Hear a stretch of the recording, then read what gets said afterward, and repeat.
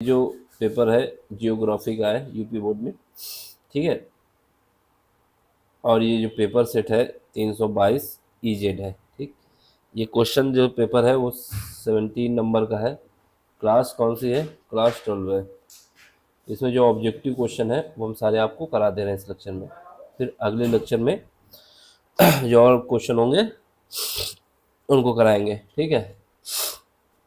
जैसे पहला क्वेश्चन हमसे क्या पूछता है?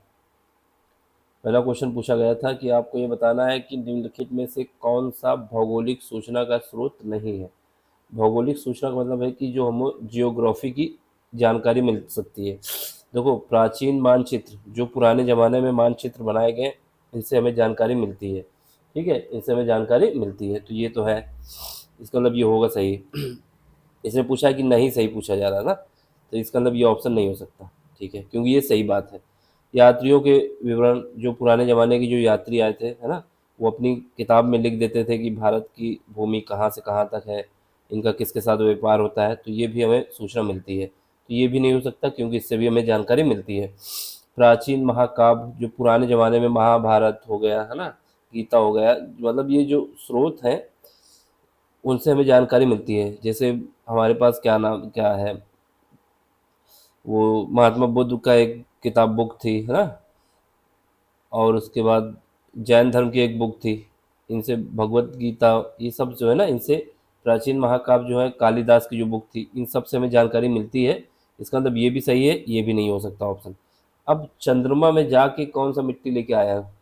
पहले ज़माने में अभी तक तो इतनी मिट्टी नहीं आ पाई कि भौगोलिक संरचना की जानकारी हो सके, लेकिन अब हो रहा है इसमें भी। लेकिन अभी तक अर्थ की बात की जा रही, तो अर्थ के केस में चंद्रमा से कोई संपर्क नहीं है, तो ऑप्शन हमारा ये आ जाएगा, ठीक है। अब इसमें कह रहा है कि विरल जनसंख्या वाला क्षेत्र नहीं है। विरल का मतलब है कि जहाँ पर बहुत ज़्यादा घनी आबादी रहती हो, है ना, घनी आबादी रहती हो, वो क्षेत्र कौन सा नहीं है? तो भूमध्य रेखी प्रदेश, ये जो भूमध्य रेखी प्रदेश का मतलब है जहाँ पर हमारी इक्वेटर लाइन पास होती है, विषुवत रेखा पास होती है, तो यहाँ पर तो बहुत घनी आबादी बसी हुई है। इसमें भारत भी बीच में आ जाता है, क्योंकि कर्क रेखा और मकर रेखा के बीच में भारत की भूमि जो है विषुवत रेखा यानी इक्वेटर और कर्क रेखा के आधा भाग में तो आता ही है, तो ये बसी हुई भूमि है। आटाकामा, यहाँ पर भी लोग रहते हैं काफ़ी।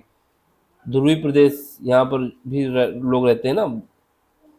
लेकिन दक्षिण पूर्व एशिया, मतलब यहाँ पे लोग हर जगह रहते हैं, लेकिन घनी आबादी की बात की जाए, डेंस पॉपुलेशन की बात की जाए, तो दक्षिण पूर्व एशिया में अलग अलग देश बहुत दूर दूर है। कहीं पर फिलीपींस अलग है, म्यांमार अलग है ना, बुरनोई अलग है। ये सब छोटे छोटे द्वीप हैं, यहाँ पर घनी आबादी नहीं है, डेंस पॉपुलेशन नहीं है, तो ऑप्शन सी आ जाएगा। अगला देखो, इसमें क्या, निम्नलिखित में से किसमें विस्तृत वाणिज्य अनाज कृषि नहीं की जाती?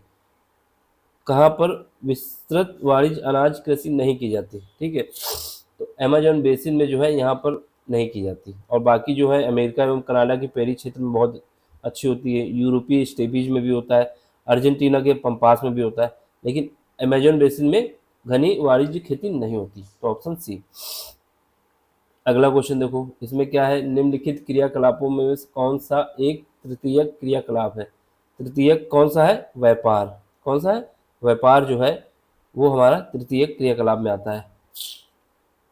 अब इसके बाद निम्नलिखित में से कौन सा भू उपयोग संवर्ग नहीं है?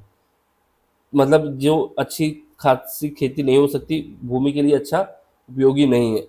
निवल बोया क्षेत्र, ये तो बिल्कुल सही बात है, प्रति भूमि। लेकिन सबसे खराब जो माना जाता है वो माना जाता है सीमांत यानी मार्जिनल भूमि, ये सबसे खराब माना जाता है, तो ऑप्शन सी आ जाएगा। इसके बाद क्या है, हमसे पूछा जा रहा है निम्नलिखित में से कौन सा खनिज भूरा हीरे के नाम से जाना जाता है? तो याद रखना, भूरे हीरे को किसको कहा जाता है? लिग्नाइट को। लिग्नाइट याद होना चाहिए कि लिग्नाइट जो है, लिग्नाइट को भूरा या ब्राउन डायमंड कहा जाता है, लिग्नाइट। अब इसमें अगला क्वेश्चन देखिए, निम्नलिखित में से कौन सा एक समूह भारत में विशालतम भाषी समूह है? तो सबसे ज़्यादा भाषा कौन सी बोली जाती है? भारतीय आर्यन, इंडो आर्यन। इसके बाद द्रविड़, इसके बाद चीनी नहीं, फिर इसका राष्ट्रिक, और फिर चीनी तिब्बती। 74% करीब ये, फिर उसके 25 के करीब ये बोली जाती है, बाकी सब रिमेनिंग उसमें आती हैं। तो ऑप्शन हमारा सी सही है। अगला क्वेश्चन देखो, इंदिरा गांधी नहर कमान क्षेत्र में सतपोषी विकास के लिए निम्नलिखित में से कौन सा सबसे महत्वपूर्ण कारक है? तो हम बताएंगे परितंत्र विकास जो है सबसे ज़्यादा महत्वपूर्ण कारक है, इकोसिस्टम। तो ये हमारे ऑब्जेक्टिव क्वेश्चन थे, 1 से लेके 8 तक क्वेश्चन, 8 नंबर के क्वेश्चन थे जो हमने कराए इस पार्ट में। अगले पार्ट में मिलेंगे बड़े वाले जो लघु और विस्तृत क्वेश्चन है उनके विषय में। समझ में आओ तो लाइक करना, शेयर करना और सब्सक्राइब भी कर देना। Thank you for watching.